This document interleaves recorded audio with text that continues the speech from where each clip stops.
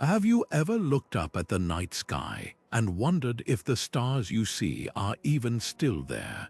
The light from those distant suns travels for years, centuries, even millennia before reaching your eyes, meaning you're gazing into the past every time you glance upward. But here's the mind-bending part. If some of those stars have already burned out, does that mean you're seeing something that no longer exists? This isn't just a poetic thought. It's a doorway into one of the most fascinating questions in physics and philosophy. When actually are you? We like to think of time as a steady, unbroken river flowing from past to future, with all of us riding the same current. But science tells a far stranger story. Einstein's theory of relativity shattered the idea of a universal now, revealing that time bends and stretches depending on how fast you're moving or how close you are to a massive object. Meanwhile, quantum physics suggests reality might not even be set in stone until we observe it. So where does that leave us? Are we all experiencing the same present moment? Or is now just an illusion woven by our brains? In this video, we're diving deep into the mysteries of time, perception, and existence itself. From the way light travels across the cosmos to the bizarre implications of time dilation, we'll explore how the universe conspires to make the simple question, "When are you?" anything but simple. Along the way, you'll encounter thought experiments that challenge your intuition, scientific discoveries that feel like science fiction, and maybe even a new perspective on your place in the fabric of reality. So buckle up, because by the end of this journey, you might never look at a clock the same way again. Think about the last time you heard thunder after seeing lightning. That delay, sometimes several seconds, isn't just a quirk of weather. It's proof that even the simplest experiences arrive in our brains out of sync with reality. Light reaches us almost instantly, but sound lags behind, forcing your brain to stitch them together into what feels like a single moment. Now scale that up. Every sight, sound, and sensation you perceive has traveled at different speeds through nerves and synapses, meaning your present is actually a carefully edited highlight reel of the past. Neuroscientists call this perceptual timestamping, your brain's way of synchronizing signals that arrive at different times. When you clap your hands, the sound of the impact takes longer to reach your ears than the visual signal takes to hit your eyes. Yet you experience them simultaneously because your brain waits for the slowest input before constructing the moment. This delay might seem trivial, but it reveals something startling. You're not experiencing the world as it happens, but as your brain reconstructs it. And here's where it gets even stranger. Studies show that your brain can post-date events, making you perceive things as happening up to half a second before you're consciously aware of them. In one famous experiment, researchers asked participants to press a button that would light up a bulb. When they artificially delayed the bulb's response by just a fraction of a second, subjects insisted the light had flashed before they even pressed the button. Their brains had rewritten history to make sense of the mismatch. This isn't just about milliseconds, it reshapes how we understand reality itself. If your consciousness is a delayed broadcast, then free will, decision-making, even the flow of time might be illusions crafted by your neural circuitry. Ancient philosophers wrestled with these questions, but modern science gives them new urgency. When your brain can edit the past to suit the present, how can you ever be sure what's happening now? The unsettling truth is that now might not be a point in time at all, but a story your brain tells itself to make the chaos of sensory input feel coherent. Einstein's theory of relativity didn't just tweak our understanding of time, it tore apart the very idea of a shared present. Picture this: two lightning bolts strike a moving train, one at the front and one at the back. To someone standing on the platform, those strikes might appear perfectly simultaneous, but to a passenger sitting in the middle of the train, the bolt at the front would seem to hit first. Why? Because the train's motion changes how and when the light from each strike reaches their eyes. This isn't an illusion, it's proof that simultaneity isn't absolute. What counts as now depends entirely on how you're moving through space. Take that idea further with astronauts traveling at near light speeds.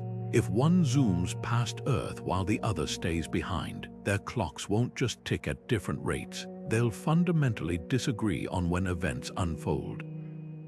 A burst of static on a radio transmission might sound like a brief blip to the astronaut on Earth, but stretched into a slow, distorted whine to the one speeding away. Neither perspective is wrong, they're just experiencing time differently based on their motion. This is why physicists say time is relative. It bends, warps, and reshapes itself depending on who's observing it. The implications are staggering. If you could peer into a spaceship hurtling past you at close to light speed, you'd see clocks inside moving slower, the crew's movements sluggish, even their heartbeats stretched out. But here's the twist to them: you're the one moving in slow motion. There's no privileged, correct timeline, just a web of intersecting nows, each valid for the observer experiencing it. This isn't science fiction. It's been confirmed by atomic clocks on fast-moving jets, which return to Earth slightly behind their grounded counterparts. What does this mean for our question, when actually are you? The answer is unsettling. There is no universal now. Your present moment is a private experience shaped by your speed, gravity, and position in the cosmos. Two people standing side by side share a rough approximation of time, but venture far enough apart or move fast enough, and your realities drift out of sync. The present isn't a fixed point on a timeline. It's more like a ripple spreading through space-time, different for every observer. So next time you check your watch, remember, that ticking second hand isn't marking time for the universe, just for you. The twin paradox isn't just a clever puzzle, it's a window into how fragile our everyday experience of time really is. Picture two identical twins. One stays on Earth while the other boards a rocket traveling at nearly the speed of light. After a few years of cosmic exploration, the traveling twin returns home, only to find their Earth-bound sibling has aged decades more than they have. At first glance, this seems impossible. How can two people who shared the same birthday end up in different timelines? The answer lies in Einstein's revelation that time isn't a rigid backdrop to the universe. It's more like a stretchy fabric, warped by motion and gravity. For the twin hurtling through space, time literally slows down. Their clocks, whether mechanical, biological, or atomic, tick at a different rate than those on Earth. This isn't just theory. We've seen it happen with ultra-precise atomic clocks on airplanes and satellites. But here's where the paradox gets its name. From the traveling twin's perspective, it's Earth that's moving away at high speed, so shouldn't the Earth twin be the one aging slower? The key lies in acceleration. The rocket twin changes direction to return home, experiencing forces that break the symmetry between the two frames of reference. That shift, the moment they turn around, is what seals their fate as the younger sibling. This thought experiment forces us to confront a dizzying truth. There is no universal clock ticking away in the background of the cosmos. Your now might be someone else's, then, depending on how you're moving through space-time. Imagine two astronauts passing each other in opposite directions at near light speed. Each would see the other's watch moving slower, their movements sluggish, their speech drawn out like a record played at the wrong speed, and neither would be wrong. Time isn't just relative, it's deeply personal, shaped by your journey through the universe. So what does this mean for our search for a shared present? The unsettling conclusion is that now is local, not global. The farther apart two events are in space, the harder it becomes to say whether they happened simultaneously. A supernova explosion in a distant galaxy might be ancient history for us, but for civilizations orbiting a star near that explosion, it could be unfolding in what they call the present. The universe doesn't have a cosmic bulletin board announcing the current time. It has countless threads of experience, each weaving its own version of reality. The twin paradox doesn't just bend time, it shatters the illusion that we're all living in the same moment. Light seems instantaneous in our daily lives. Flipping a switch and seeing a room illuminate feels like pure cause and effect. But step outside and the illusion unravels. That golden sunset, it's already history by the time it paints the sky. The sunlight warming your skin left the sun's surface 8 minutes earlier, meaning you're literally basking in the past. This delay isn't unique to our solar system. Every twinkle in the night sky is a delayed broadcast, some so old that by the time their light reaches Earth, the stars that sent it may have collapsed into black holes or scattered as supernova remnants. Consider the Andromeda Galaxy, our closest cosmic neighbor. Its swirling arms, visible to the naked eye on a clear night, appear as they were 2.5 million years ago, around the time early humans were first crafting stone tools. Gaze at it tonight, and you're not just looking across space, but across epochs. Telescopes peer even further back. The Hubble Deep Field Image, capturing galaxies over 13 billion light-years away, shows infant galaxies as they existed just moments after the Big Bang. In a very real sense, astronomy is time travel. The farther we look, the deeper we reach into the universe's scrapbook. This raises a haunting question. If a star's light takes 1,000 years to reach us, and that star died 500 years ago, does it still exist when we see it?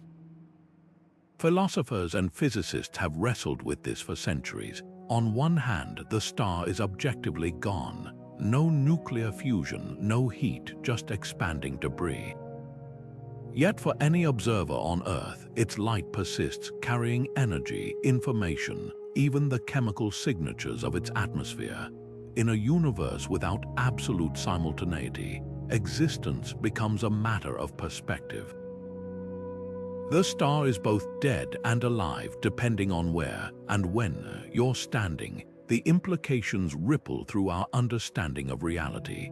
If now is fragmented across the cosmos, then the present isn't a single slice of time but a mosaic of overlapping histories. A civilization orbiting a star 100 light-years away wouldn't know humans walked on the moon yet. That event hasn't reached them.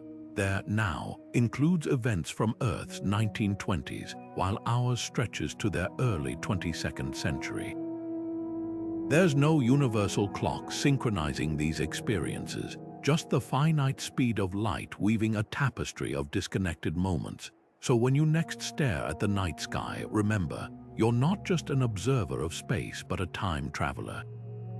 Every photon hitting your retina is a messenger from a different era, some older than dinosaurs, others older than Earth itself. The cosmos doesn't have a live feed, it's an archive, and your eyes are the playback device. In a universe where light speed defines reality's edges, now becomes the most flexible and fascinating word in the dictionary. What if everything that ever was or ever will be already exists, not as memories or possibilities, but as fixed points in an unchanging cosmic structure? This is the startling premise of the block universe theory, where time isn't a flowing river but a frozen landscape. Imagine spacetime as a vast loaf of bread, with each slice representing a moment from the Big Bang to the heat death of the universe. Your entire life, from first breath to last, would be etched into that loaf like grooves in a vinyl record. In this view, the present is just the slice you happen to be experiencing right now, while the past and future sit untouched on either side, equally real and unchangeable. This idea emerges from Einstein's equations, which treat time as a dimension no different from length, width, or height. Just as you can move left or right in space, the block universe suggests all moments in time are equally valid coordinates. Think of it like a movie on a DVD. The entire story exists at once, but your consciousness is the laser scanning one frame at a time. The film doesn't change, only your position within it does. This raises a profound question. If the future is already out there, waiting to be played, do our choices actually matter? Or is free will just the illusion of a mind tricked into thinking it's steering the ship? Critics argue this turns life into a cosmic puppet show, with every decision predestined. But supporters counter that the block universe doesn't negate agency, it just redefines it. Your life's path isn't being written as you go. It's more like a mountain range where every peak and valley exists simultaneously, and your awareness is simply hiking the trail. Even the sensation of time passing could be a quirk of biology. After all, gravity bends light whether we see it or not. So why couldn't time's structure exist independently of our perception? The implications ripple through philosophy, physics, and even how we process grief or anticipation. If a loved one's laughter from years ago still exists in the block universe's fabric, is it truly gone? If your future triumphs are already there, does that diminish their meaning? The block universe doesn't offer easy answers, but it challenges us to see reality as something far grander and stranger than the fleeting present we cling to.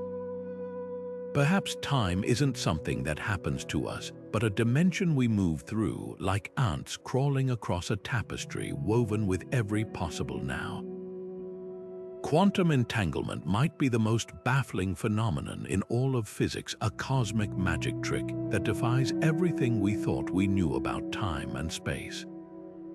Picture two electrons spinning in perfect sync, then being flung to opposite sides of the galaxy. Change the spin of one, and the other instantly mirrors that change, as if they're whispering secrets faster than the speed of light. Einstein called this spooky action at a distance, and decades later, experiments have proven it's not just spooky, it's real. But here's what keeps physicists up at night. If entangled particles communicate instantaneously, does that mean cause and effect can work backwards? Could the future be reaching into the past? This isn't just theoretical musing. In labs around the world, scientists have split entangled photons and sent them racing through fiber optic cables. When one photon's polarization is measured, its partner, no matter how far away, snaps into a corresponding state. The craziest part, this happens faster than light could travel between them. It's as if the universe has a hidden switchboard connecting every entangled particle, bypassing the speed limit Einstein thought was absolute. Some interpretations suggest these particles aren't really separate at all. That distance is an illusion, and their connection exists outside space-time itself. Now, let's twist the knife. Quantum experiments like the delayed choice eraser show something even more unsettling. Measuring one particle today can seemingly alter the behavior of its entangled partner in the past.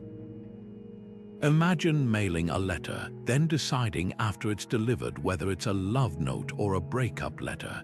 In the quantum world, this retroactive influence isn't just possible, it's measurable.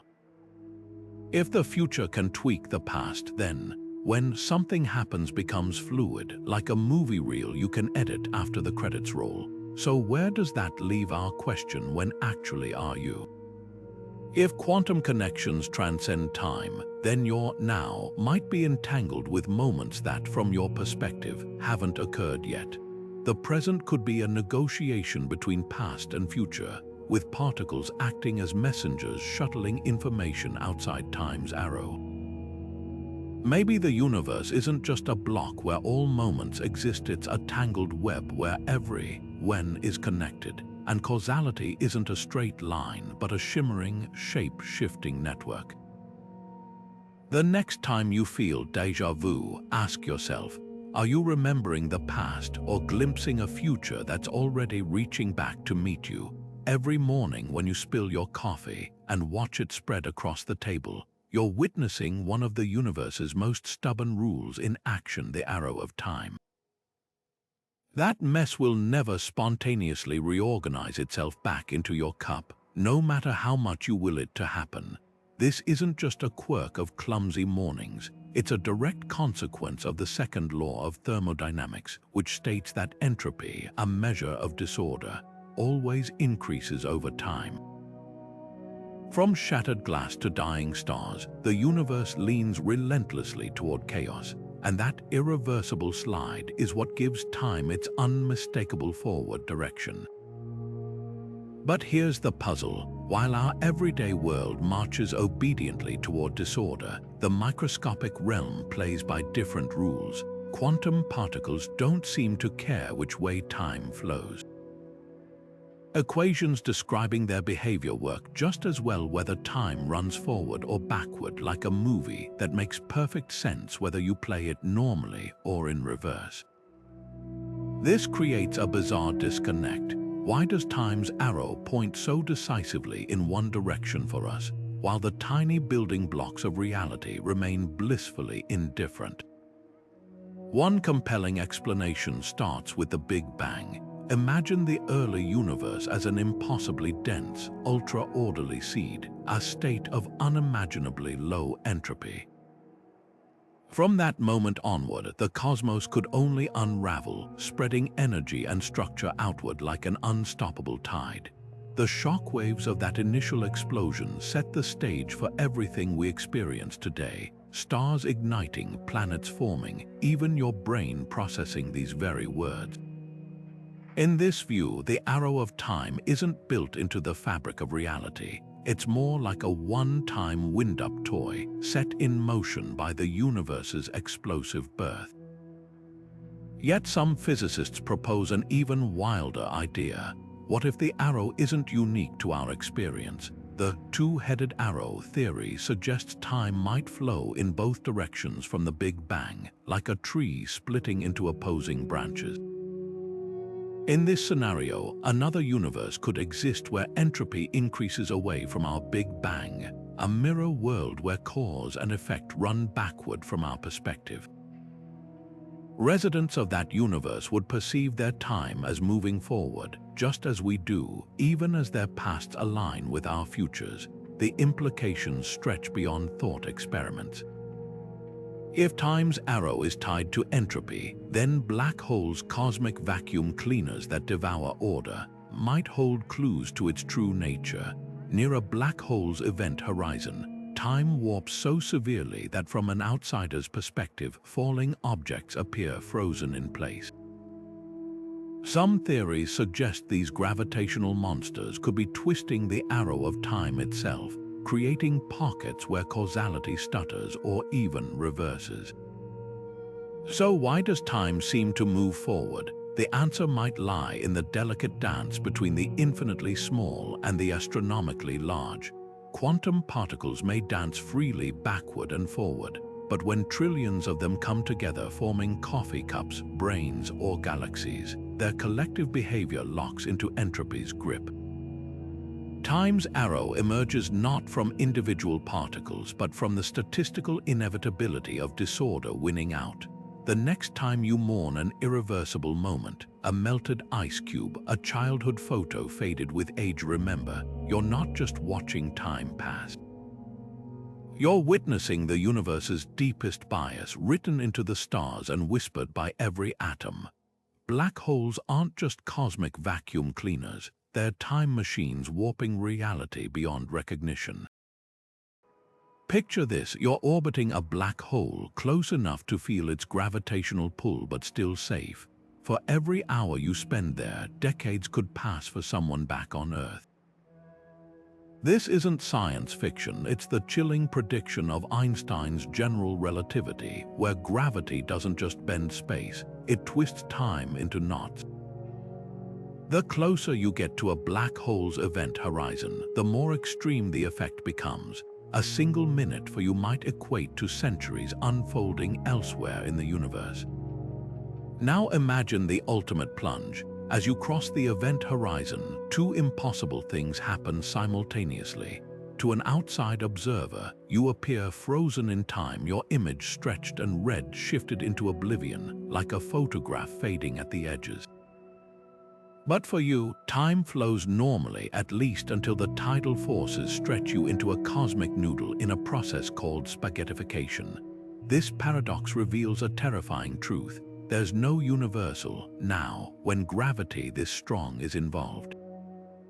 Your experience of time becomes completely divorced from the rest of the universe. What makes black holes such effective time warpers? It all comes down to how they distort the fabric of space-time. Think of space-time as a rubber sheet with massive objects creating depressions in its surface. A black hole is like a bottomless pit in that sheet, so deep that not even light can climb out. As you approach it, time slows relative to distant observers, an effect confirmed by GPS satellites, which must account for Earth's milder gravitational time warp to keep our phones accurate. Near a black hole, this effect becomes so extreme that time nearly grinds to a halt from an outsider's perspective. The implications ripple through our understanding of reality. If two astronauts sync their watches before one descends toward a black hole, they'll return to find their timelines wildly out of alignment. One might have aged decades while the other experienced mere hours. This isn't just a clock discrepancy, it's proof that now is a local phenomenon, not a cosmic constant. The universe has no master clock ticking away in the background. Instead, every observer carries their own personal version of time, shaped by their immediate environment. Even stranger, some theories suggest black holes might contain regions where time becomes space-like. Past the event horizon, the usual roles of space and time could flip. What was once a one-way march forward through time might become as navigable as moving left or right in space. While no one knows what truly happens inside a black hole, the mathematics hints at realms where cause and effect unravel, and the very sequence of events becomes fluid. So where does this leave our search for a shared present? Black holes teach us that now is fragile, a fleeting agreement between observers in similar gravitational conditions. Venture too close to these cosmic monsters, and time itself fractures, leaving us without common ground to declare what's happening simultaneously across the universe. The next time you check your watch, remember, that ticking second hand isn't just counting moments, it's tracing your unique path through space-time's ever-shifting landscape. The idea of stepping into a time machine and altering the past sounds thrilling until you realize it might unravel reality itself. Take the infamous grandfather paradox. If you traveled back and accidentally prevented your grandfather from meeting your grandmother, you'd erase your own existence. But if you never existed, who went back in time to interfere? This isn't just a plot hole for sci-fi writers. It's a genuine headache for physicists trying to reconcile time travel with the laws of causality. Some theorists sidestep this nightmare with the idea of parallel timelines. Picture time as a branching tree rather than a single line. Your actions in the past wouldn't rewrite history. They'd sprout a new timeline where your grandfather died young, leaving your original history untouched. This many worlds approach turns every decision into a cosmic fork in the road, with alternate versions of reality unfolding endlessly. In one universe, you might vanish from existence. In another, you're just a mysterious stranger who showed up at the wrong family reunion. But another camp argues the universe has built-in paradox protection. Like a cosmic immune system, reality might twist events to preserve consistency. Maybe your gun jams at the critical moment, or your grandfather ducks just in time. Some even suggest time travelers are doomed to fulfill history rather than change it, like an actor following a script they can't rewrite. This self-consistent universe theory turns free will into an illusion, with every action looping back to reinforce what already happened. The wildest twist. Quantum mechanics might allow both possibilities. Experiments with particles suggest microscopic time loops could exist, where effects precede causes without breaking reality. If scaled up, this could mean paradoxes aren't forbidden, just unstable, collapsing into whatever outcome keeps the universe mathematically tidy. Imagine throwing a stone into a pond and seeing the ripples flow backward to meet your hand.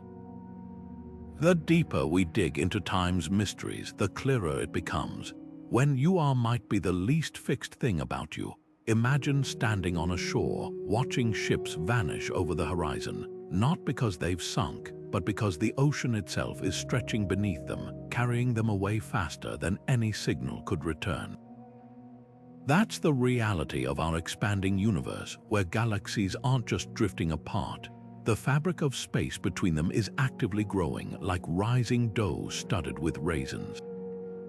Each raisin, each galaxy sees the others receding, not from movement through space, but because the space itself is swelling. And here's the mind-bending consequence. Some galaxies are now so far away, their light will never reach us, not in a billion years, not in a trillion.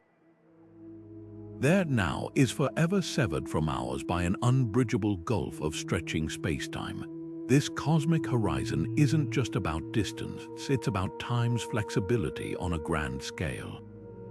Take two galaxies drifting beyond each other's reach. For observers in one, the other isn't just far away, it's frozen in time, like a photograph fading into redshift oblivion. Any event happening there today, a star exploding, a civilization rising, won't register here until the expansion slows, if it ever does. But with dark energy accelerating the universe's expansion, many of those events will remain eternally unknowable, their light outpaced by the relentless stretching of space. What does this mean for the idea of a shared present? Even if intelligent life exists in those distant galaxies, there now might as well be a parallel universe. The laws of physics grant them their own bubble of causality, completely isolated from ours. A supernova lighting up their sky today could be as irrelevant to us as a match flickering in another dimension. This isn't just academic, it reshapes how we define reality. If chunks of the cosmos are forever beyond observation, can we even say they're part of the same universe? Or is the universe just the sum of what we can theoretically know? The expansion's ripple effects go deeper. Light from galaxies near the edge of our observable universe shows them as they were billions of years ago, young and blazing. But today, thanks to expansion, those same galaxies might be cold, dead husks, or ripped apart by the accelerating growth of space itself. We're left with a cosmic irony. The farther we look, the more we see of the past, while the present remains locked away. Astronomers call this the future visibility limit, a point beyond which no new information will ever reach us. The universe isn't just hiding its distant regions, it's actively editing them out of our timeline. So where does that leave the concept of now? In a static universe, we might all share a synchronized present, but in ours, the present is more like a patchwork quilt, stitched together from what light can still reach us, with entire sections forever missing.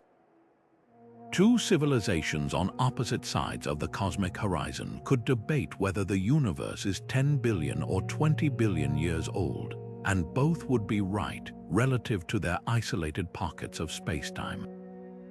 The expansion doesn't just separate galaxies, it shatters the very idea of a universal clock. Your now isn't just personal or planetary, it's bound to your place in an ever-stretching cosmos where time itself is stretched thin across the void. Ever noticed how an hour stuck in traffic feels endless, while that same hour laughing with friends vanishes in a blink, time doesn't just pass. It bends and warps inside your mind, shaped by the invisible hands of attention, memory, and emotion. Neuroscientists call this time perception, and it's not just a quirk of boredom or excitement. It's evidence that your brain doesn't measure time like a clock. It constructs it, moment by moment, like a filmmaker editing raw footage into a seamless story. Think back to a childhood summer vacation. In hindsight, those months might feel expansive, packed with endless adventures, yet individual days might blur together, indistinguishable.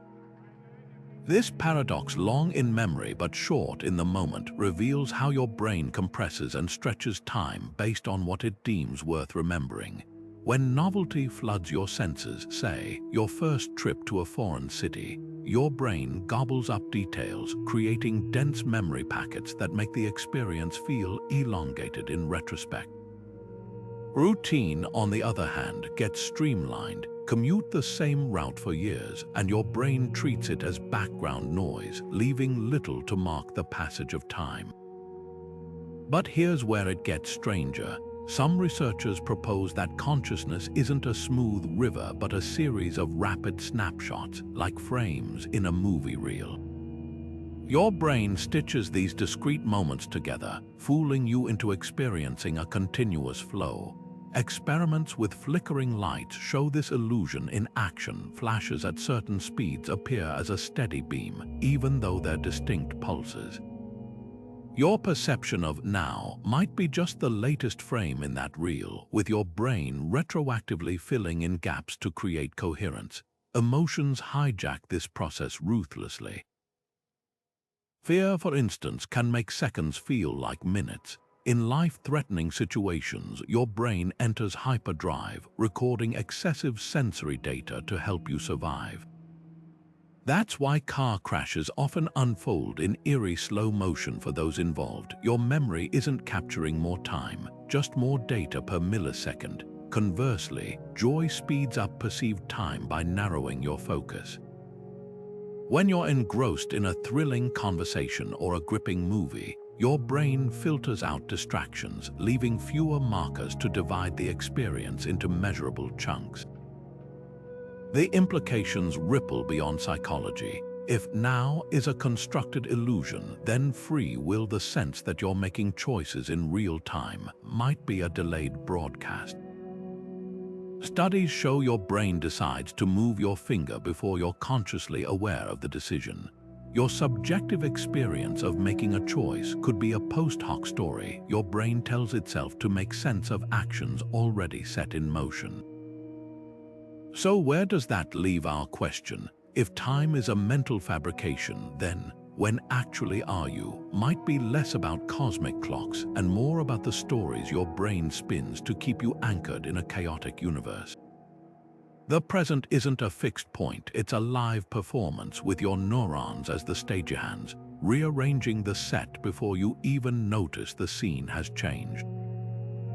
Next time you glance at a clock and wonder where the day went, remember, you're not just observing time, you're writing it. If every choice you make branches the universe into parallel realities, then the concept of now becomes infinitely fragmented. Picture this: the moment you decided to watch this video, another version of you closed the tab and walked away, both decisions equally real, just unfolding in separate cosmic threads. The multiverse theory doesn't just suggest alternate histories or futures. It implies that every possible present moment exists somewhere, like pages torn from a book and scattered across dimensions. Your now is just one frame in a sprawling, endless film reel where every scene plays simultaneously. This idea isn't just science fiction. Some interpretations of quantum mechanics propose that every quantum event, a particle spinning left instead of right, for example, splits reality into new versions. Over a lifetime, these tiny divergences compound into vastly different worlds. One universe might see you as a pianist, another as an astronaut, yet another where you never existed at all. The eerie part, none of these timelines are simulations or illusions. They're all equally valid, humming along in parallel, forever unaware of one another. But here's where it gets even stranger. If alternate nows exist, then time isn't a single arrow, it's a dense thicket of possibilities, each with its own version of cause and effect. A coffee spill in one universe might lead to a ruined shirt. In another, it sparks a conversation that changes someone's life. The multiverse doesn't just duplicate moments, it amplifies their consequences exponentially. And since these realities can't communicate, there's no way to know which you got the best or worst outcome. The implications ripple beyond physics. Philosophers wrestle with whether alternate versions of you are truly you at all. If another universe's version of you makes different choices, do they share your consciousness, or are they a separate entity, diverging the moment your timelines split? Some theories suggest that consciousness itself might be a thread weaving through these branches, creating the illusion of a single, continuous self.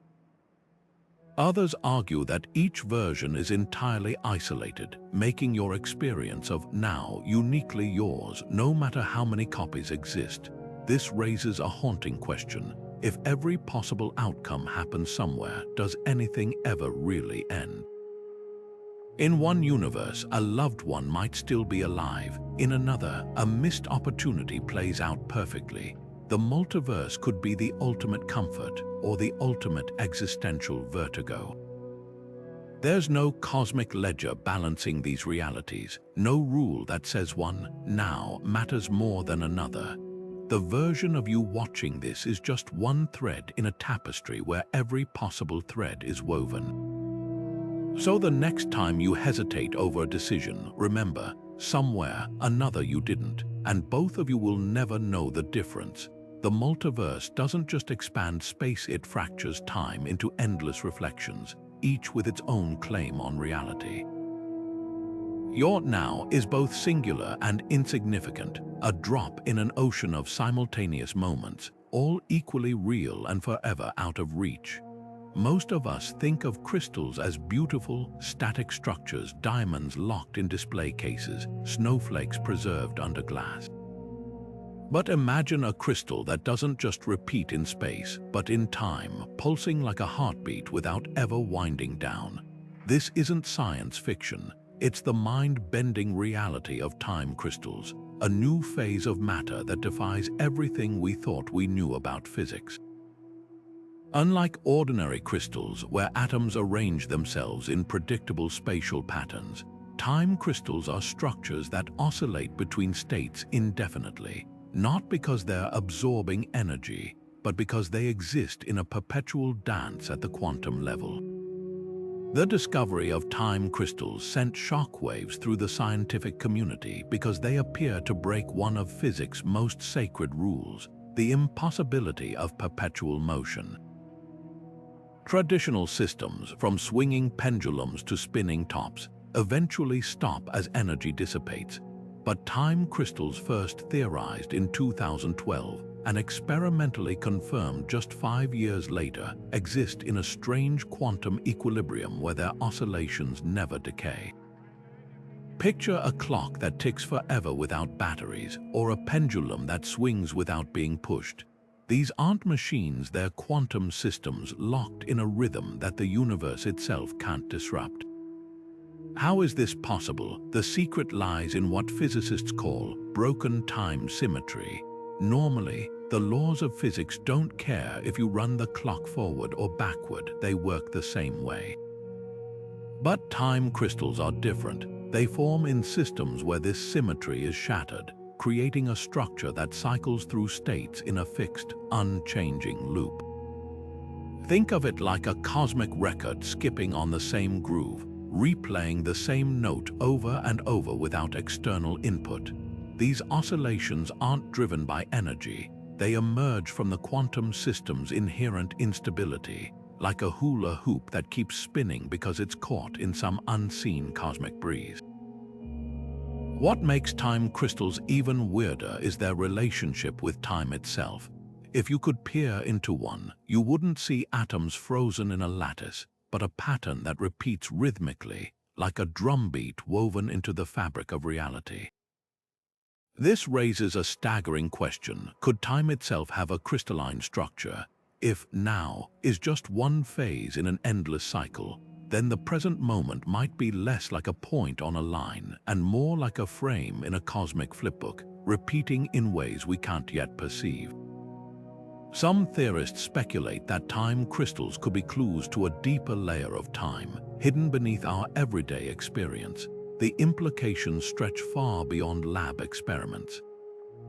If we can harness time crystals, they might revolutionize quantum computing, acting as ultra-stable memory for fragile quantum states. Or they could unlock new phases of matter we haven't even dreamed of, materials that pulse, breathe, and evolve without energy input. But the most profound possibility is this.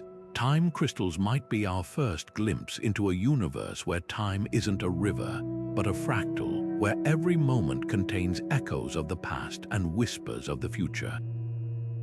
The next time you check your watch, remember, somewhere in a lab, a tiny piece of the universe is ticking all on its own, rewriting the rules of what time can do. What if everything you experience, every sunset, every heartbeat, even the flow of time itself, is just a shadow cast by a deeper reality? This is the staggering premise of the holographic principle, a theory suggesting our three-dimensional universe might be a projection from a two-dimensional surface at the cosmic edge. Think of it like a movie. The vivid images you see on screen aren't actually there. They're patterns of light emerging from flat, spinning reels. In this view, time isn't a fundamental feature of reality, but an illusion stitched together by a deeper, more mysterious process happening at the universe's boundaries. The holographic principle emerged from an unexpected place, black hole physics. When scientists calculated how much information a black hole could contain, they found something bizarre. Instead of being proportional to its volume, like stuffing a suitcase, the information capacity matched its surface area. It's as if every particle, every force inside the black hole was somehow encoded on its event horizon, like a cosmic QR code. Extend this idea to the entire universe, and you get a radical proposition. The stars, planets, and even your thoughts might just be elaborate projections from a vast, hidden two-dimensional canvas at the edge of everything. If this sounds like science fiction, consider how holograms work in everyday life. Shine a laser through a flat, patterned film, and suddenly a three-dimensional image appears in midair. The depth, the texture, all of it emerges from flat, encoded data.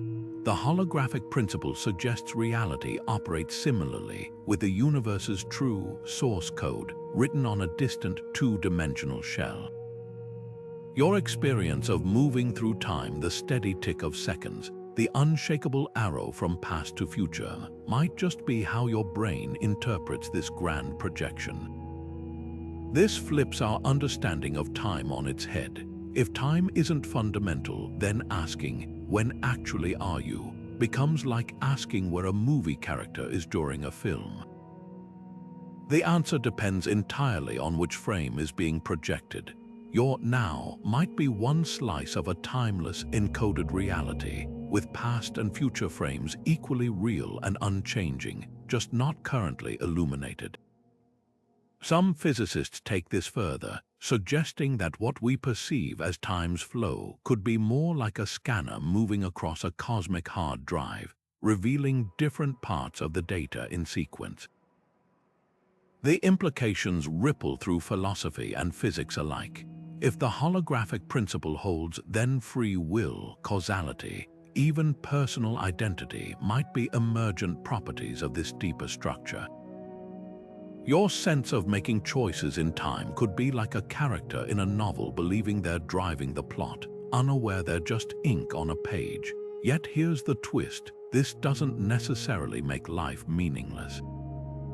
Even if time is an illusion, it's one we're wired to experience, a story the universe tells itself to make sense of its own complexity. So the next time you glance at a clock, consider this. Those ticking hands might not be measuring time's passage, but your journey through a static, encoded reality. The present moment isn't a point on a line, it's a frame in a cosmic hologram, flickering into existence one projection at a time. And somewhere, at the edge of everything, the universe keeps its original script, written in 2 dimensions but unfolding in 3, with time as its most convincing special effect.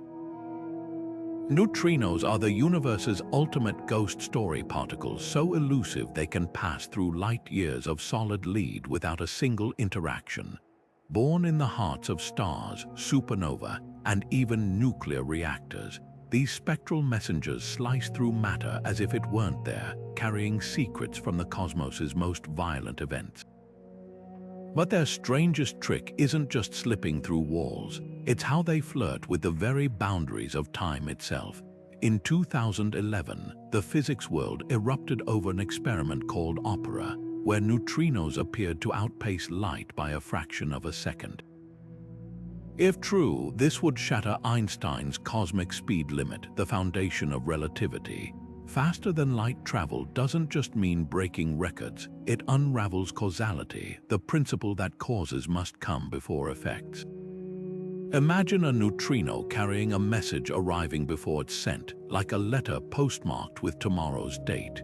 The implications are dizzying, a universe where the concept of now becomes meaningless, where events could ripple backward through time, rewriting history before it happens. Though the Opera results were later traced to a faulty cable, the door they cracked open never fully closed. Subsequent experiments like MINOS and T2K have continued probing neutrino speeds with atomic clock precision. Some measurements still show these particles arriving a hair sooner than light, should allow not enough to confirm superluminal travel, but sufficient to keep physicists awake at night. Even the slightest hint that neutrinos defy relativity would force us to rethink everything from black holes to the Big Bang. What makes neutrinos such rule breakers? Their near massless nature lets them skirt the usual drag of reality. While other particles lumber under the weight of Higgs interactions, neutrinos barely notice, zipping along at 99.999% light speed. Quantum mechanics adds another layer of weirdness. Neutrinos oscillate between flavors electron, muon, tau, mid-flight, as if they're shapeshifters dancing through dimensions. This chameleon behavior suggests they might access shortcuts through spacetime, tunneling past barriers that would stall ordinary matter. The real puzzle is what this means for time's arrow. If neutrinos can outrun light, even briefly, they might glimpse a world where cause and effect aren't set in stone. Picture a supernova explosion. Light takes centuries to reach us, but a faster-than-light neutrino could deliver news of the event before the star's visible death throes begin. To an observer, the warning would arrive before the disaster, a cosmic déjà vu where the future echoes into the past, of course. Most physicists still bet on Einstein being right.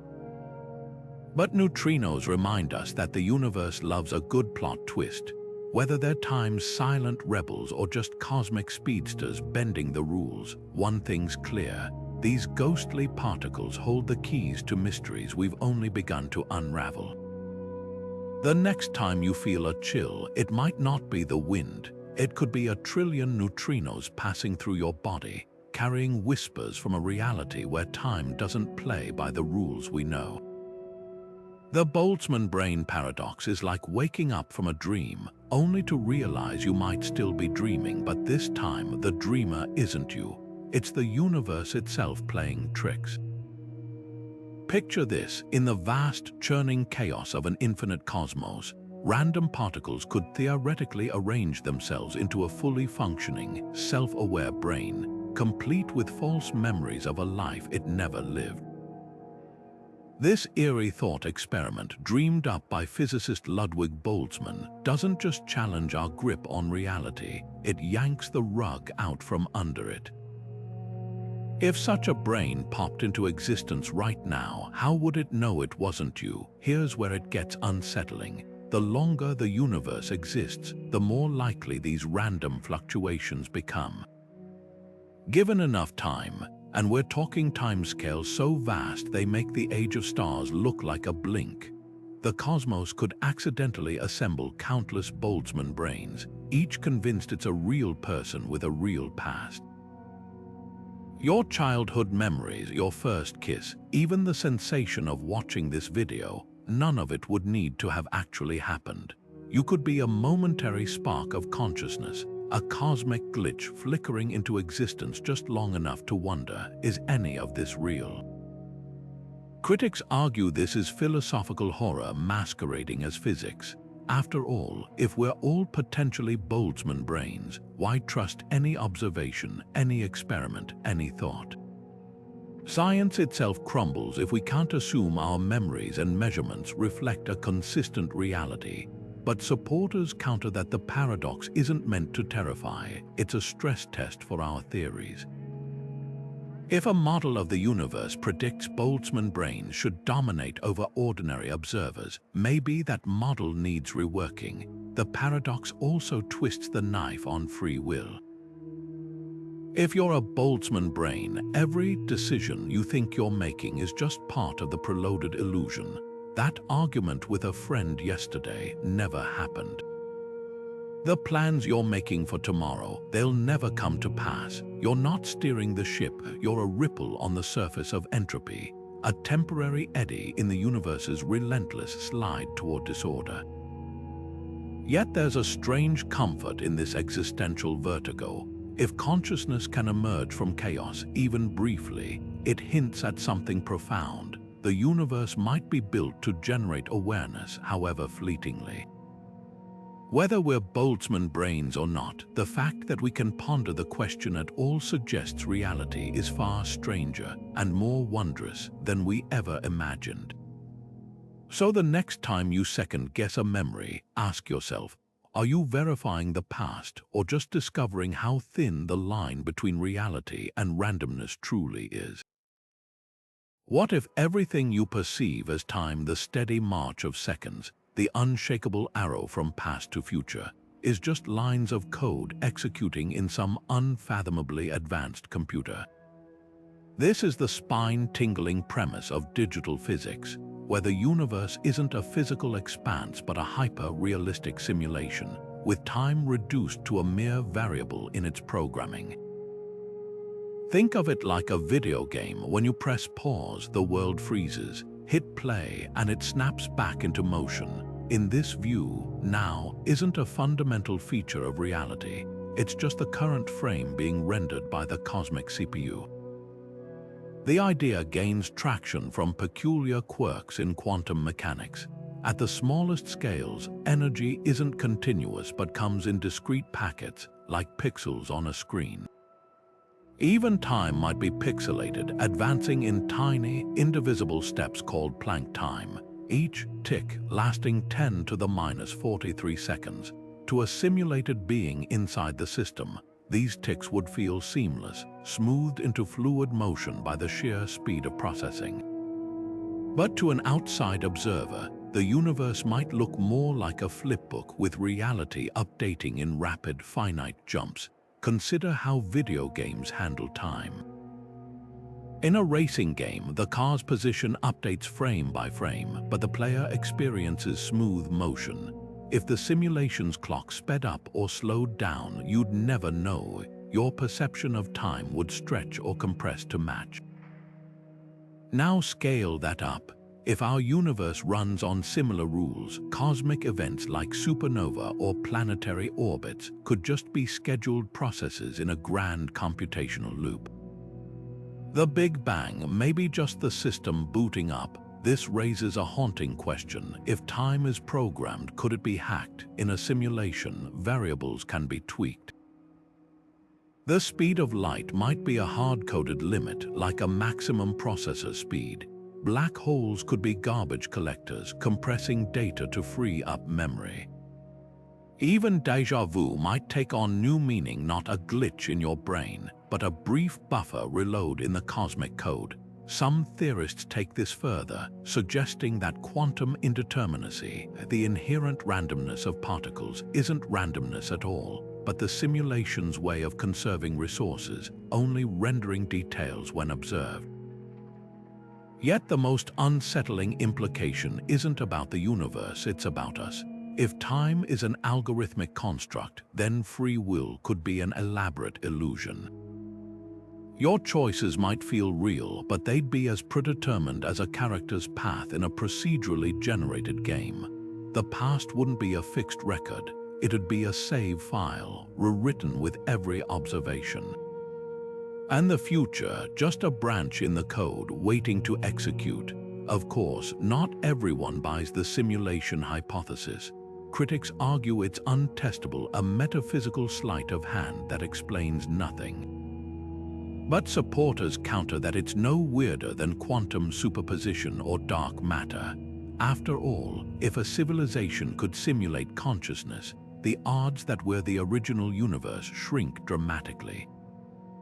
So the next time you check your watch, ask yourself, are you tracking the rhythm of reality or just the refresh rate of something far stranger? In a simulated cosmos, time isn't the fourth dimension. It's the ultimate user interface, masking the cold, clockwork logic beneath the illusion of flow. And now might be the most convincing loading screen of all. Gödel's rotating universe isn't just a mathematical curiosity. It's a cosmic loophole where time ties itself into knots. Picture the entire universe spinning like a vast carousel, dragging space-time along with it. In this whirling cosmos, Einstein's equations reveal something startling, paths that loop back on themselves, allowing you to journey into your own past without breaking any physical laws. One moment you're boarding a rocket, the next you're shaking hands with your younger self, both of you trapped in a causal paradox that defies common sense. What makes Gödel's solution so unnerving is how matter itself warps time into a Möbius strip. In a rotating universe, the centrifugal force of all that spinning mass twists spacetime so severely that future and past lose their meaning. Follow the right trajectory, say, a spiral path against the universe's rotation, and you'd find yourself back where you started, not just in space but in time. Clocks wouldn't just tick slower here, they'd circle back to earlier readings like a broken watch stuck in a loop. The real kicker, this isn't science fiction.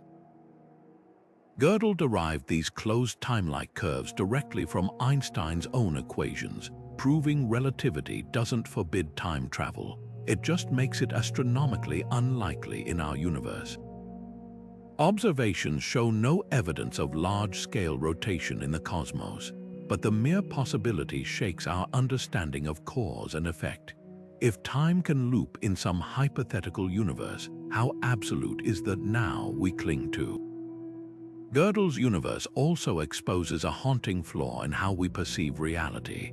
Normally, we assume the past is fixed and the future open, but in his model, both are equally rigid, every event locked in an eternal dance. Your first trip around the time loop might actually be your 100th, with no way to tell the difference. Free will crumbles under this determinism, leaving you as powerless as a character in a movie, forever replaying the same scenes. Yet there's a strange beauty in this cosmic clockwork. If every moment exists simultaneously along the loop, then grief and anticipation lose their sting. A loved one's death isn't an ending, just a bend in the road you'll meet them at again. The universe becomes less a timeline and more a tapestry, woven with threads that double back to touch themselves. While we likely inhabit a universe where time marches stubbornly forward, Gödel's spinning cosmos remains a powerful thought experiment.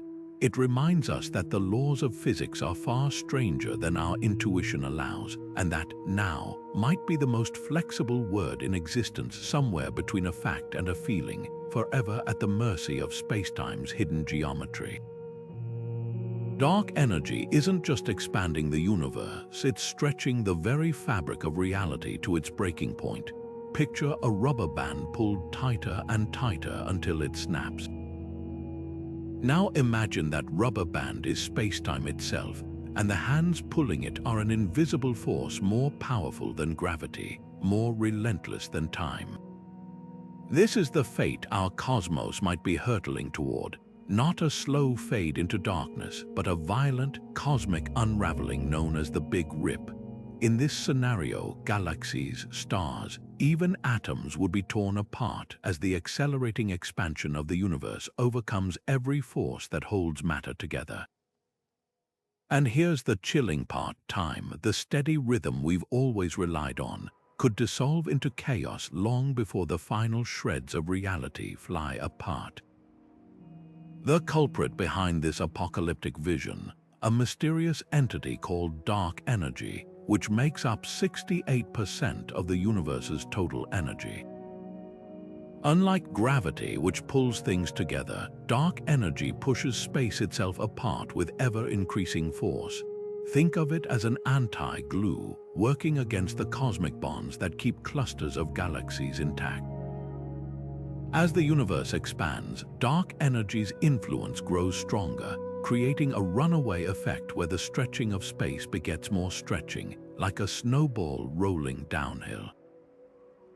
Current estimates suggest that in about 22 billion years, this acceleration could reach a point where even atomic nuclei can't hold together, a literal end of all structure from planets to protons. But what does this mean for time? In a universe where space is expanding faster than light can traverse it, causality, the principle that causes must precede effects, starts to crumble. Events become isolated in bubbles of spacetime, cut off from one another by vast stretches of ever-growing emptiness. Without the ability to interact or exchange information, the concept of now loses its anchor. Imagine two civilizations separated by an expanding void so vast that no signal, no light, no influence can ever cross it again. Each would experience its own version of time, completely disconnected from the other's reality. The cosmic clock wouldn't just stop, it would shatter into countless fragments, each ticking alone in the dark. This raises a haunting philosophical question. If the universe's ultimate fate is disintegration, does the present moment hold any weight, or is it just a fleeting spark in an inevitable descent into entropy? Some argue that the ephemeral nature of existence makes now all the more precious, a rare island of order in a sea of chaos. Others see it as a cosmic joke. No matter what we build, discover, or cherish, the universe will erase it all with cold indifference. Yet there's a third perspective, one that merges physics with poetry. If time is ultimately an illusion, a construct born from change and interaction, then its end might not be an annihilation but a transformation. Without particles to mark its passage or observers to measure it, time could revert to what it was before the Big Bang, a potential without a pulse, waiting to begin again. The irony is palpable. Dark energy, the force quietly driving the universe toward dissolution, might also be the key to understanding time's true nature. By pushing reality to its limits, it reveals how fragile our notions of past, present, and future really are. The Big Rip isn't just an end, it's a mirror, reflecting back the strange, beautiful truth that now was never a fixed point, just a temporary agreement between particles in a universe that's always been playing by its own rules. So the next time you glance at a clock, remember, those seconds aren't just ticking away, they're racing against the expanding void, each one a defiance of the silence to come. The Wheeler-DeWitt equation reads like a cosmic riddle, a mathematical whisper that time, as we know it, might not exist at all. Picture the universe as a vast, frozen sculpture, every moment from the Big Bang to the distant future locked in place simultaneously. This radical idea emerges from attempts to reconcile quantum mechanics with general relativity, producing an equation where the variable for time simply vanishes. No ticking clocks, no flowing rivers, just a static quantum state encompassing all of reality at once. It's as if the universe pressed pause at the moment of creation, leaving us to experience the illusion of movement like characters in a paused movie, convinced the plot is unfolding. What does this mean for our question, when actually are you? If time isn't woven into the universe's fundamental fabric, then the present moment might be like a rainbow, a beautiful effect created by your particular vantage point, not an objective feature of reality. Think of it like asking where the edge of the Earth is while standing on a globe. The question assumes a flat plane with boundaries, when in truth, you're walking on a surface with no true edges. Similarly, now could be a trick of perspective, a way our brains make sense of a deeper, timeless reality where past, present, and future coexist like frames in a film strip waiting to be projected. This doesn't just challenge intuition, it upends physics itself. In the Wheeler-DeWitt framework, the universe's quantum state doesn't evolve over time. It contains time, much like a DVD contains every scene of a movie at once. Your sense of living through sequential moments might arise from how complex systems like human consciousness interact with this frozen landscape. Imagine a single musical note sustained forever. To an outside listener, it's static, but if you're a vibration within that note, you might perceive change where none truly exists.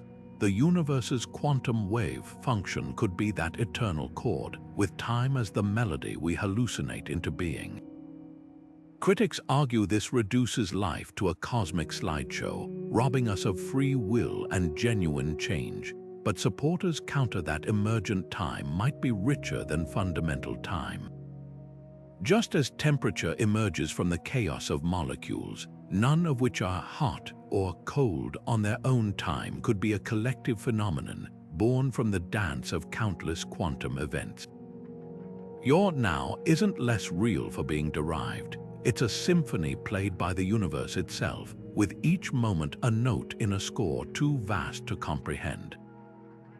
The implications ripple beyond theory. If time is emergent, then entropy, causality, even aging might be secondary effects, shadows cast by a deeper physics we're only beginning to glimpse.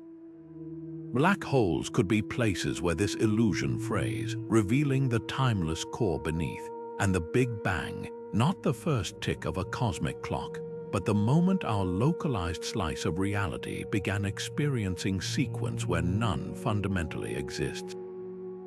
So the next time you check your watch, consider this: those hands might not be moving at all. You could be the one in motion, surfing a wave of perception across a universe that's already written, already whole, a universe where when is just the part of the story you're currently reading aloud. Your body is a symphony of rhythms, heartbeats, breaths, the ebb and flow of hormones, all conducted by an internal maestro called the circadian clock, tuned over millennia to Earth's 24-hour spin. This biological metronome dictates when you feel alert, when you crave sleep, even when your cells repair themselves. But send a human beyond our planet's embrace, and this delicate synchronization unravels. On the International Space Station, astronauts witness 16 sunrises every 24 hours as they orbit Earth. Their bodies, evolutionarily programmed for one sunrise per day, suddenly face a cacophony of light and dark cycles that mock the very concept of morning. The result, a collision between biological time and cosmic time, where the ticking of your cells no longer matches the rhythm of the heavens. This isn't just about jet lag on a galactic scale. Prolonged space travel exposes a fundamental rift in how we define now. For all of history, human timekeeping has been yoked to celestial mechanics, days marked by the sun's arc, months by the moon's phases. But what happens when you're hurtling toward Mars, where a day lasts 24 hours and 39 minutes? Or worse, a generation ship bound for Alpha Centauri, where the concept of a day loses all meaning. Your circadian rhythm, deprived of Earth's cues, might drift into a free-running cycle, decoupling from planetary time entirely. Sleep patterns fracture, immune systems falter, and mood disorders flare, all because your body's ancient clock is stranded in a timeless void. NASA studies on the ISS reveal the toll. Astronauts often rely on artificial lighting and strict schedules to mimic Earth cycles, but their melatonin levels, the hormone governing sleep, still rebel, peaking at odd hours. Some report bursts of alertness in the middle of their designated sleep periods, while others battle crushing fatigue during critical maneuvers. The longer the mission, the more the body's sense of now diverges from mission control's clocks. Future Mars colonists might face an even starker disconnect. A planet with days just long enough to tease their circadian rhythms into false confidence, but not identical enough to prevent gradual desynchronization. Here's the existential twist. If humanity becomes a spacefaring species, our definition of time may need to shed its cosmic anchors. Instead of tethering now to the rotation of a planet, we might recalibrate it to the cadence of human biology, designing habitats with artificial days tailored to our neural wiring rather than celestial mechanics. Imagine a starship where morning is whenever the crew's collective cortisol peaks, or a Martian colony operating on a 25-hour cycle, because that's what keeps colonists healthiest. Timekeeping could become fluid, personalized, even negotiable, a far cry from the rigid Greenwich Mean Time that rules Earth. But this raises a profound question: how much of our perception of time is hardwired versus learned? Indigenous cultures like the Tsimane in Bolivia, who sleep in bursts throughout the day and night, suggest flexibility in our biological clocks, yet even they align roughly with Earth's rotation. Space forces us to confront whether time is a universal truth or a local custom, whether now is written in the stars or the synapses. The answer might lie in our mitochondria, our genes, or some deeper quantum tick we've yet to discover. Until then, every sunrise glimpsed from orbit isn't just a spectacle. It's a reminder that the universe's clock and ours are ticking to different beats. Step into a virtual reality headset, and suddenly the rules of time bend to the will of the simulation. A minute spent floating in zero gravity might feel like an hour, while an intense firefight could compress what was 10 seconds into a single, adrenaline-soaked moment. This isn't just clever programming, it's a window into how fragile our perception of time really is when stripped of familiar cues. VR doesn't just alter what we see, it rewires our internal clock, proving that now is less a fixed point and more a negotiation between our senses and our brain's expectations.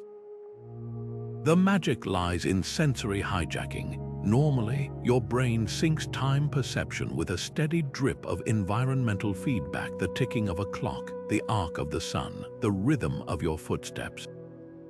But VR replaces these anchors with artificial ones. Slow down the virtual world's motion while keeping your actions at normal speed, and time dilates like taffy. Speed up visual feedback slightly, and minutes slip by unnoticed.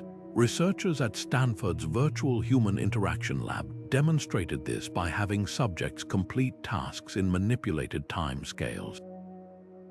After just a few minutes in a slowed-down simulation, participants swore they'd been working for hours, their brain chemistry, from stress hormones to dopamine levels, aligning with the false time frame. This raises a tantalizing possibility. Could we engineer entirely new temporal experiences? Imagine a simulation where every virtual second stretches like hours, letting you master a skill in what feels like days while the real world barely moves. Or a therapeutic VR environment where trauma processing unfolds in a compressed timeline, turning months of healing into a single session. The military already experiments with time dilation training, using VR to give soldiers what feels like years of combat experience in weeks. These aren't sci-fi fantasies, they're natural extensions of how our brains construct time from sensory input. The implications ripple beyond practical applications. If consciousness can be decoupled from external time through controlled sensory input, what does that say about the nature of reality? Ancient meditatives and modern psychonauts alike report altered time perception during deep trances or psychedelic experiences, states where the brain's usual timekeeping mechanisms are disrupted. VR suggests these aren't mere hallucinations, but glimpses into alternate temporal frameworks our brains can adopt when freed from environmental constraints. Yet the most profound question isn't how we manipulate time perception, but what happens when different perceptions collide. In a multiplayer VR environment, one player's accelerated time frame could render them a blur to others operating in normal speed. Communication would fracture, coordination crumble, a microcosm of how relativity scrambles simultaneity across the cosmos. Perhaps now was never absolute, just a local consensus our brains evolved to maintain. Virtual reality doesn't create new temporal dimensions. It reveals how many were hiding in plain sight, waiting for the right interface to unlock them. As headsets grow more immersive, incorporating haptic feedback, biometric tracking, even direct neural interfaces, the line between simulated and biological time will blur further. Future VR might not just alter your perception of time's flow, but let you step outside it entirely, crafting moments that loop, stutter, or branch like a choose-your-own-adventure timeline. The real breakthrough won't be making seconds feel like hours. It'll be realizing they always could.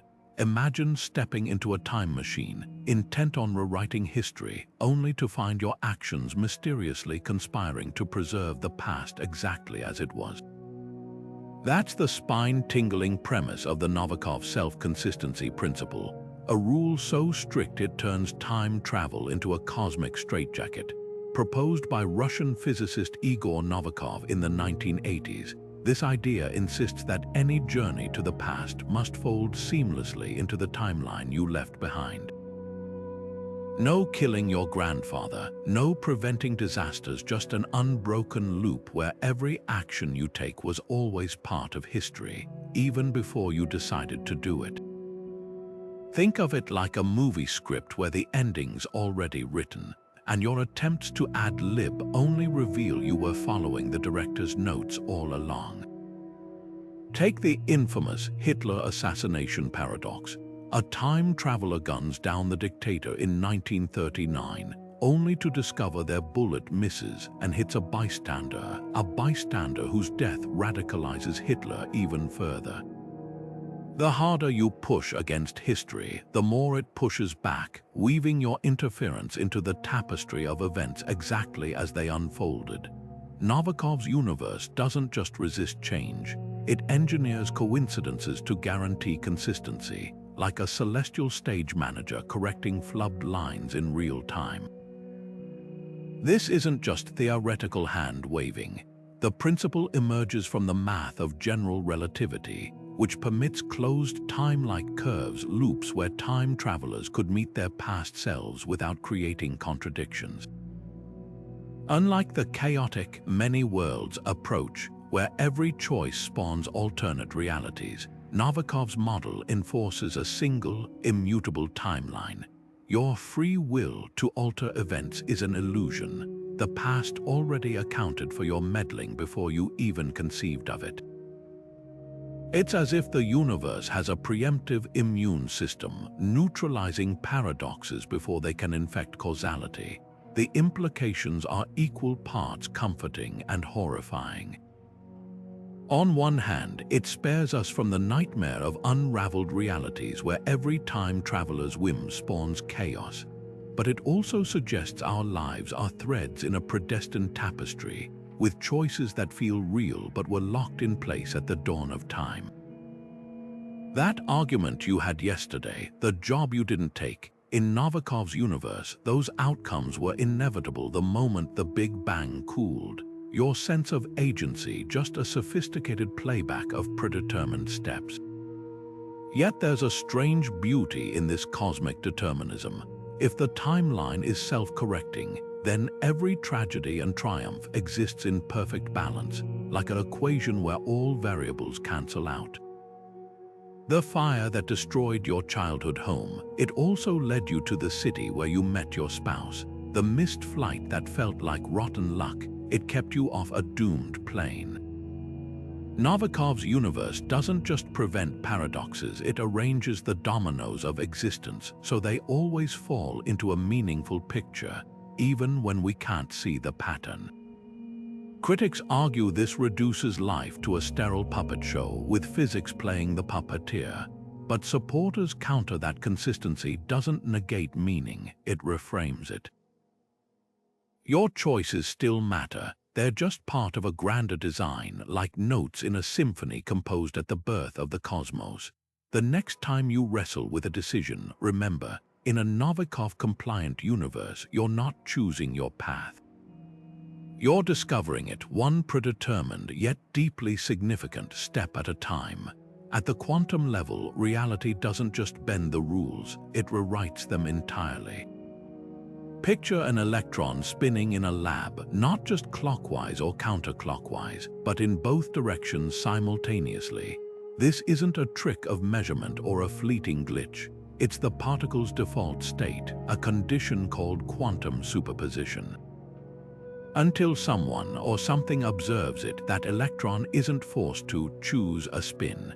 It exists in a ghostly blend of all possible spins, like a coin frozen mid-toss, forever balancing heads and tails. Now scale this up. If a single particle can occupy multiple states at once, what does that mean for the fabric of reality?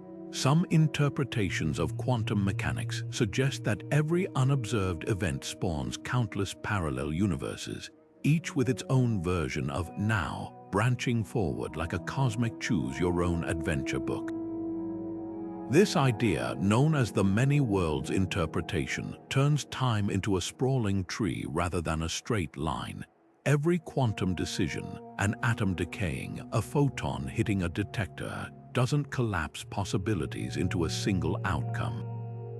Instead, the universe splits, with each possible result playing out in a new, self-contained reality. In one branch, you're watching this video. In another, you closed the tab minutes ago.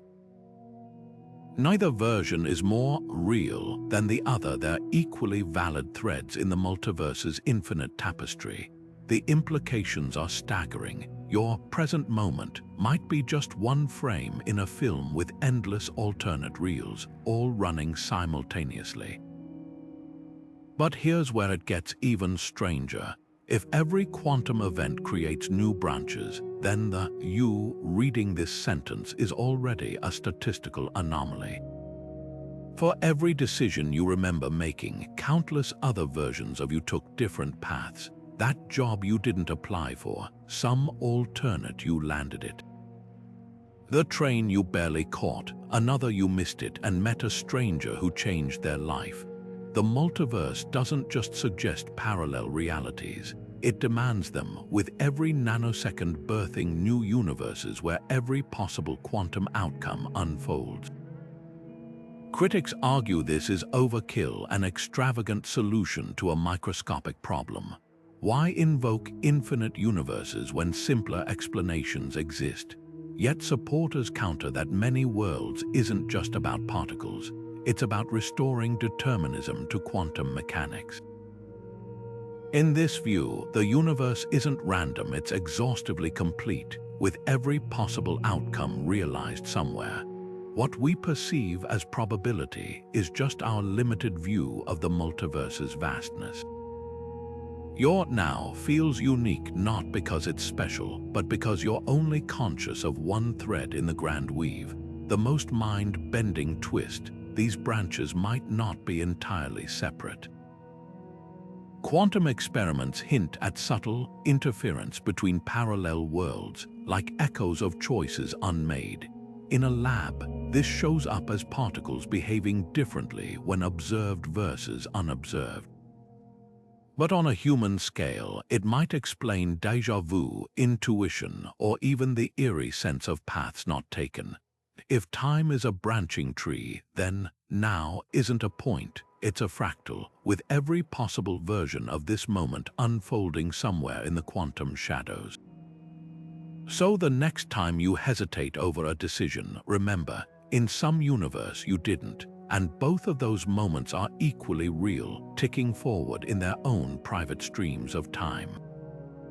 The present isn't a single note, it's a chord resonating across countless realities, each playing its own variation on the theme of now. The concept of before the Big Bang feels like asking what's north of the North Pole, a question that seems to defy the very framework it's built on. If time began with the universe's birth, then speaking of a before might be as nonsensical as searching for a point outside space itself. Yet physicists aren't content with such limits. Some theories suggest our universe isn't the first or the last in an endless cycle of cosmic rebirth. Picture a rubber band stretching to its limit, then snapping back only to expand again. In this bouncing universe model, time isn't a straight line with a starting gun. It's a pendulum swinging between expansion and collapse, each big bang preceded by a big crunch. Your now would just be a single swing in an eternal rhythm, with no true beginning or end, just an endless loop of universes breathing in and out. But what if time didn't cycle? What if it emerged from something fundamentally timeless? Quantum gravity theories propose a state before the Big Bang where the very concepts of before and after held no meaning. Imagine a frozen lake where time is the crack spreading across its surface. Beneath that ice in the quantum foam, events might not unfold in sequence but exist as probabilities, like a deck of cards shuffled but never dealt. Only when the universe crystallized into existence did time as we know it, with its relentless forward march, snap into focus. In this view, now isn't just a point on a timeline, it's a phase transition like water becoming steam, where time itself condenses out of timelessness. The most radical idea that time's origin might be a mirage. In physicist Julian Barber's Timeless Physics, the universe is a static landscape of every possible configuration of matter, what he calls nows. What we perceive as time's flow is just our consciousness hopping from one now to another, like a bird flitting between branches. There's no past or future, just an infinite gallery of frozen moments, with change being an illusion born from our limited perspective. Your sense of moving through time would be like watching a flipbook. The animation isn't in the pages, but in your mind's stitching of them together. Yet all these models share a haunting implication. If time had a beginning, then everything we call now is a fleeting spark in a finite cosmic story. Like a book with its first chapter torn out, we're left to wonder whether the universe's timeline is a closed loop, a branching tree, or a single, unrepeatable arc. The answer might rewrite not just physics, but the meaning of existence itself, because if time isn't eternal, then every moment carries the weight of a universe that once wasn't, and might one day cease to be again. The silence of the cosmos isn't just eerie, it's a screaming paradox. With billions of galaxies, each hosting billions of stars, the universe should be teeming with civilizations. Yet our radio telescopes hear only static. This glaring absence, known as the Fermi paradox, has haunted scientists for decades, and one of its most unsettling solutions is the concept of a temporal filter, an invisible wall in time that prevents civilizations from surviving long enough to colonize the stars. Imagine a cosmic hourglass where the sands represent intelligent life, and the narrow neck is a catastrophic bottleneck that only a few grains can pass through.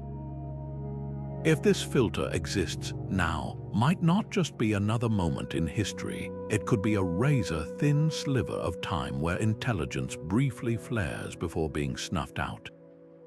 What could this filter look like? The candidates are as terrifying as they are diverse. Nuclear war, runaway artificial intelligence, bioengineered plagues, or even the unintended consequences of advanced technology could act as civilization-ending traps. Climate change offers a chilling preview, a slow-motion filter we're currently navigating in real time. But the filter might not be man-made. Gamma-ray bursts, asteroid impacts, or nearby supernova could sterilize entire regions of the galaxy without warning. The sobering truth is that the universe is a shooting gallery, and every civilization plays cosmic roulette simply by existing long enough to look up at the stars. Here's where it gets haunting. If most civilizations hit their filter shortly after reaching technological maturity, say, within a few centuries of developing radio telescopes, then the galaxy might be littered with the graves of civilizations that burned bright and fast. We could be surrounded by silent neighbors who never made it past their own great filters, their ruins scattered across dead worlds we've yet to discover. This transforms the cosmic calendar into a minefield, with now being the statistically unlikely moment when a civilization is both advanced enough to ponder its place in the universe, but not yet wiped out by the forces that inevitably erase such wonders. Yet there's a flip side to this existential dread. If we're living in a rare window between filters that makes our present moment staggeringly precious. Every scientific discovery, every cultural achievement, every connection we forge across this pale blue dot becomes part of a cosmic anomaly, a flicker of awareness in an otherwise unconscious universe. The atoms in your body, forged in ancient stars, have waited 13.8 billion years to contemplate their own existence. Whether that contemplation lasts another century or another million years may depend on whether we recognize the filter ahead of us and have the wisdom to sidestep it. The temporal filter hypothesis doesn't just answer the Fermi paradox. It reframes human history as a tightrope walk across an abyss. Those who came before us didn't have the tools to alter their fate. Those who come after may inherit either a lifeless rock or an interstellar civilization, and the difference could hinge on choices we're making right now. So when you gaze at the night sky and wonder where everybody is, remember, the silence might not mean we're alone. It might mean we're the next ones to speak or the next ones to disappear. Ever woken from a dream where you lived an entire lifetime falling in love, raising children, watching civilizations rise only to find mere minutes have passed on the clock? Dreams aren't just stories, they're time machines built by your brain, capable of compressing epochs into eye blinks or stretching seconds into sagas. In one famous experiment, sleepers were gently woken during REM cycles and asked to estimate how long their dreams lasted. Those who swore they'd experienced hours of adventure often hadn't even been asleep for 5 minutes. Meanwhile, others reported dreams that flashed by in an instant yet contained intricate plots their waking minds struggled to unpack. This isn't just memory playing tricks. It's evidence that consciousness can generate its own timelines, completely unshackled from the ticking of clocks. What's truly bizarre is how dreams handle cause and effect. In waking life, time's arrow is rigid. A spilled drink leads to a wet shirt, never the reverse. But dreams laugh at such rules. You might witness a building collapse, then see its bricks reassemble moments later as if the disaster never happened. Or converse with a deceased loved one, fully aware they're gone in the real world, yet accepting their presence without question. These glitches reveal something profound. The brain doesn't need physical time to construct a coherent reality. It can edit moments like a filmmaker splicing reels, stitching together impossible sequences that feel perfectly natural in the moment. Neuroscientists trace this to the prefrontal cortex, the brain's logic center going offline during REM sleep. Without its grounding influence, the hippocampus, your memory hub, and the amygdala, your emotion engine, run wild, free associating fragments into narratives. Time in dreams isn't measured, it's improvised like a jazz musician bending notes to fit the mood. This explains why some dreams feel like epics. Your brain fills gaps with fabricated memories of events that never occurred, creating the illusion of duration. That week you spent traveling in a dream, your mind retroactively invented every sunset, every conversation, to make the timeline feel continuous. But here's the twist: these dreamtime distortions mirror how we experience time awake. Ever noticed how a boring meeting crawls while a vacation flies by? Your waking brain also tweaks perceived time based on attention and emotion, just less dramatically. Drugs, meditation, and near-death experiences can induce dreamlike time warps even with eyes open, proving the lines between real and dream time are blurrier than we admit. If consciousness can reshape time behind closed eyelids, maybe waking now is equally malleable, a best guess your brain makes to keep you oriented in a chaotic world. The implications ripple into philosophy. If time is so easily hacked by the brain, could now be less a universal constant and more a user interface, a simplified dashboard your mind creates to navigate existence? Ancient mystics claimed time was an illusion. Modern neurology might agree, framing it as the brain's way of organizing sensory input into a usable story. Dreams are where that storytelling goes unrestrained, revealing the raw mechanics beneath our daily experience of time. So the next time you check your watch after a vivid dream, ask yourself, which timeline is the construct, the one on your wrist or the one your mind just conjured from nothing?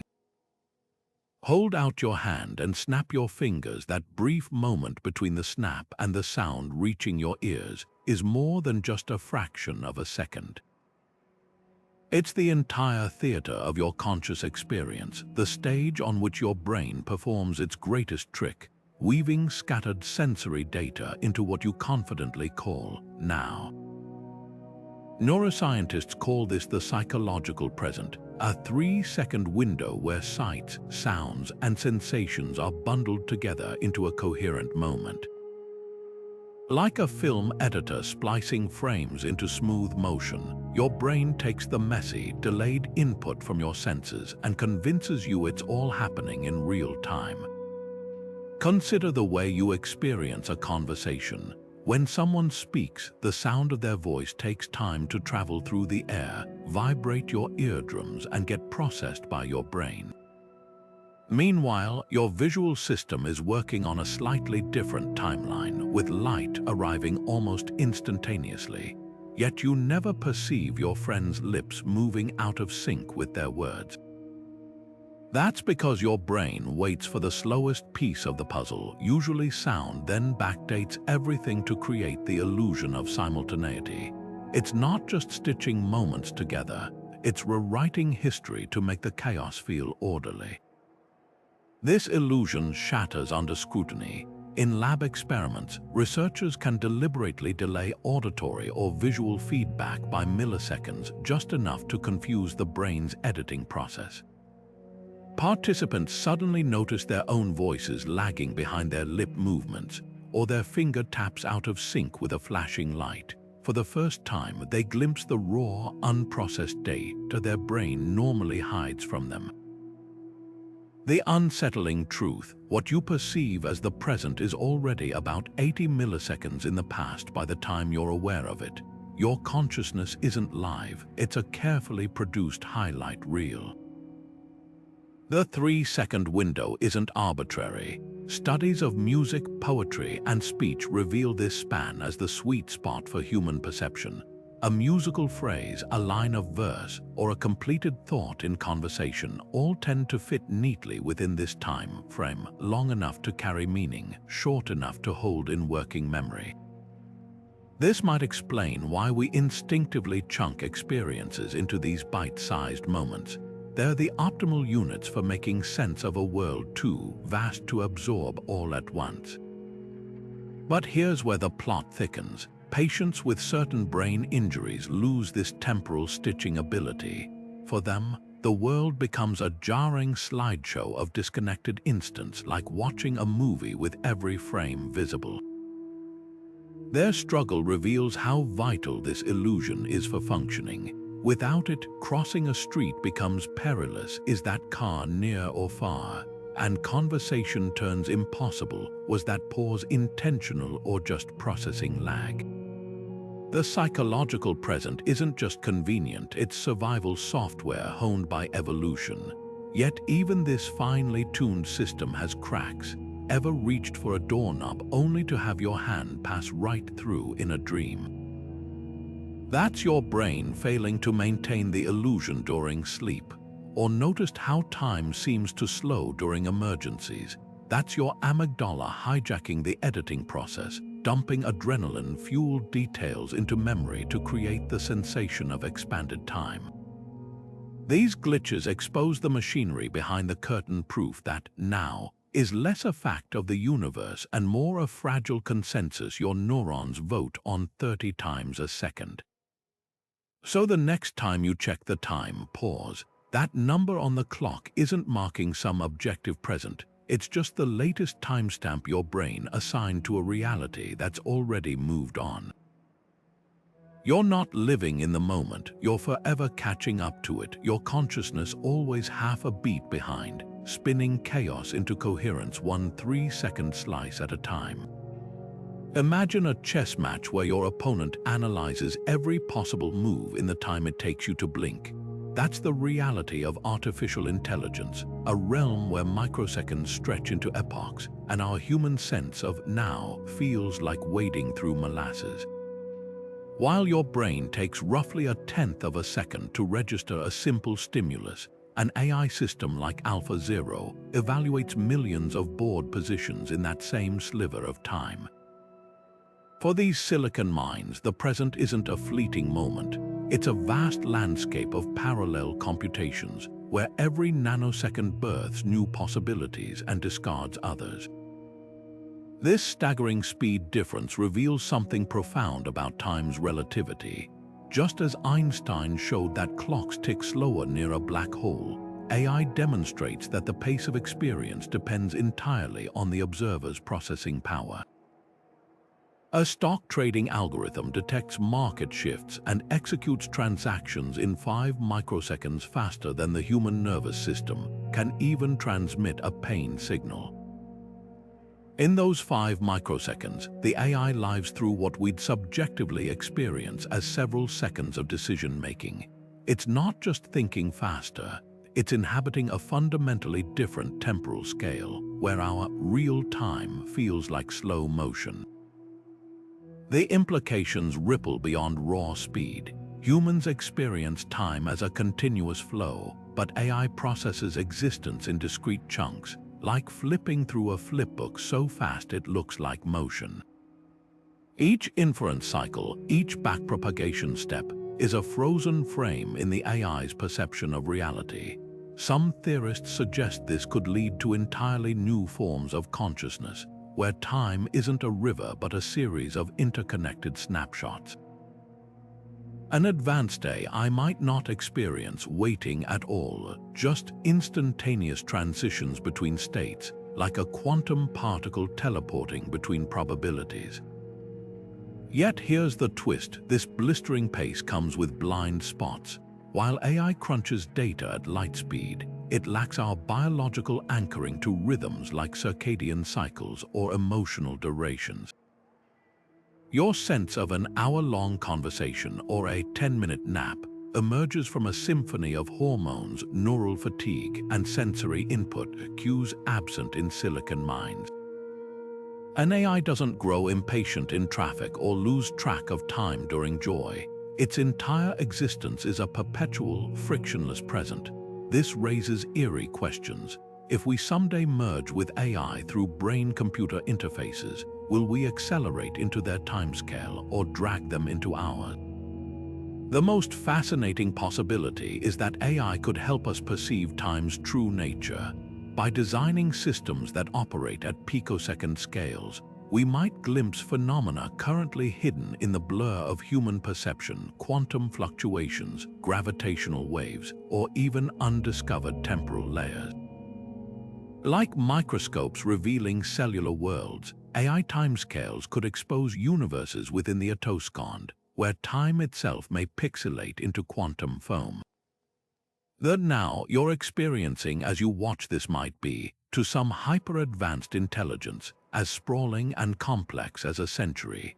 So the next time your phone instantly completes your sentence or your smart home adjusts the thermostat before you feel chilly, remember, you're not just interacting with a tool. You're touching a different dimension of time where the present is infinitely divisible and every moment contains universes of calculation. The question isn't whether AI experiences time, it's whether we'll ever be fast enough to understand how. From relativity to quantum mechanics, from black holes to simulated realities, the question, when actually are you, unravels into a tapestry of possibilities, each more mind-bending than the last. Time isn't a steady river flowing in one direction, it's a swirling vortex, a fractured mirror, a puzzle with pieces that shift the moment you think you've solved it. Einstein showed us its relative, bending around massive objects and stretching at high speeds. Quantum mechanics whispered that particles might dance outside time's arrow altogether, entangled across distances faster than light could traverse. Black holes warp it into loops, while cosmic expansion threatens to tear the very fabric of now into isolated pockets. Even our own brains conspire against us, stitching together a delayed, edited version of reality and calling it the present. Yet here's the beautiful paradox: the more we learn, the less certain we become. The universe refuses to be pinned down to a single, tidy explanation. Is time a fundamental feature of reality or just an emergent property, a side effect of how we perceive change? Is the past truly gone, or does it linger somewhere in the block universe, as real and unchanging as a fossil in stone? Are we hurtling toward a future that's already written, or are we weaving it ourselves with every choice? The answers depend on who you ask. A physicist, a philosopher, or even a poet might paint wildly different pictures, but perhaps the mystery is the point. If time were simple, if now were an obvious universal truth, the cosmos would lose some of its magic. The fact that we can stare into the night sky and wonder whether those twinkling lights still exist or ever did is a testament to how strange and wondrous reality truly is. Every tick of the clock, every heartbeat, every fleeting moment is a frontier, a riddle wrapped in the enigma of consciousness itself. So what's the takeaway from all this? Not a definitive answer, but an invitation. An invitation to stay curious, to question, to marvel at the fact that we're here at all, pondering these questions in a universe that allows for such inquiry. Whether you're Team Block Universe, Team Multiverse, or just Team I Need More Coffee, one thing's certain: the nature of time is one of the greatest adventures science has to offer. If this journey through the twists and turns of time left you with more questions than answers, you're in good company. Hit like if you enjoyed the ride, subscribe for more deep dives into the universe's biggest mysteries, and drop a comment below. What's your favorite theory about the nature of time? is now an illusion, a construct, or something we've yet to fully understand. The conversation doesn't end here. It's just another ripple in the vast, uncharted river of